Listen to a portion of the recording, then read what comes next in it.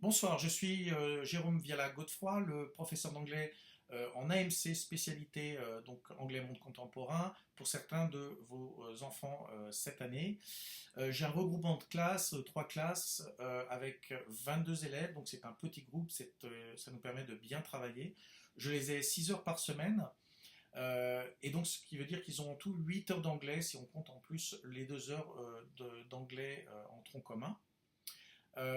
Alors, l'objectif de ce cours, c'est d'abord évidemment de les préparer aux examens de fin d'année et donc de travailler le programme, mais c'est aussi plus généralement d'explorer les grands enjeux sociétaux, économiques, politiques et culturels du monde anglophone contemporain.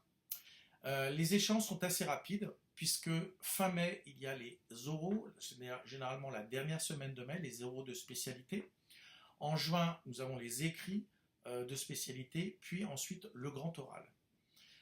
Le niveau attendu est C1, c'est-à-dire le niveau utilisateur expérimenté autonome. Ça veut dire qu'avec un niveau C1, ils obtiennent une note allant de 19 à 20 sur 20. Mais avec un niveau B2, donc utilisation indépendante avancée, ils obtiennent quand même 17 sur 20. Donc il y a possibilité d'obtenir de très bonnes notes. Par contre, la marche est assez haute entre B1 et B2, puisqu'à B1, ils sont à 10 sur 20, et avec un B1- ou en dessous, ils obtiennent une note en dessous de la moyenne.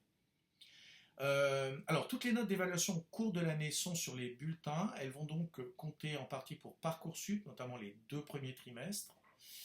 Mais pour le bac, c'est uniquement les évaluations d'examen de fin d'année qui comptent. J'ai déjà corrigé quelques premières expressions, j'ai fait passer aussi quelques oraux, et je note que c'est un groupe quand même relativement hétérogène. Certains ont de vraies lacunes linguistiques et grammaticales, mais d'autres sont très très bons et sont déjà à un niveau largement B2, donc les notes vont de 5 à 18. Donc le défi pour moi, c'est d'amener un maximum d'élèves de ce groupe à avoir les meilleures notes possibles pour le baccalauréat. Alors, en langue vivante, y compris en AMC, on mesure autant les compétences, voire davantage les compétences que les connaissances, même s'il y a des connaissances à avoir, bien évidemment. Ces 4 compétences sont la compréhension écrite et l'expression écrite, la compréhension orale et l'expression orale. Donc ces compétences sont mesurées à travers les examens qu'ils vont devoir passer en fin d'année. Pour ce qui est des fournitures, je leur ai quand même conseillé un livre de grammaire qu'ils pourront également utiliser en supérieur.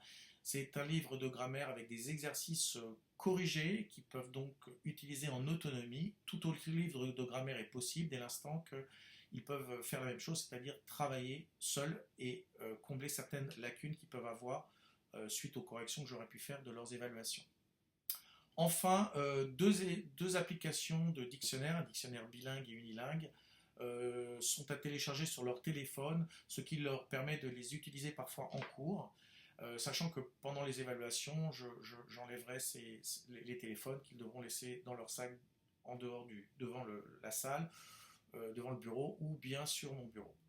Tous les documents qu'on fait en classe, que ce soit des documents écrits, des textes, des documents visuels, des audios avec les scripts, des vidéos, les évaluations et aussi les corrigés sont mis en ligne sur une plateforme qui s'appelle Pearltrees, qu'ils savent bien utiliser. Donc ils peuvent réviser, revoir, pratiquer, bien apprendre, bien récupérer aussi ce qui a été fait en cas d'absence. Les notes seront mises en ligne et sont mises en ligne au fur et à mesure des corrections et des évaluations donc sur Pronote. Voilà, je crois vous avoir dit l'essentiel. Pour ce qui est du programme, il est également en ligne.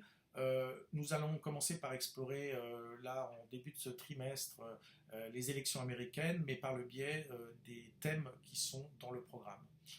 Voilà, je reste bien évidemment à votre disposition pour toute question ou pour un rendez-vous éventuel. N'hésitez pas en tout cas à me contacter par l'email sur le NT.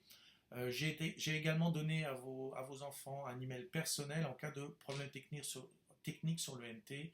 Donc n'hésitez pas à me joindre quoi qu'il en soit.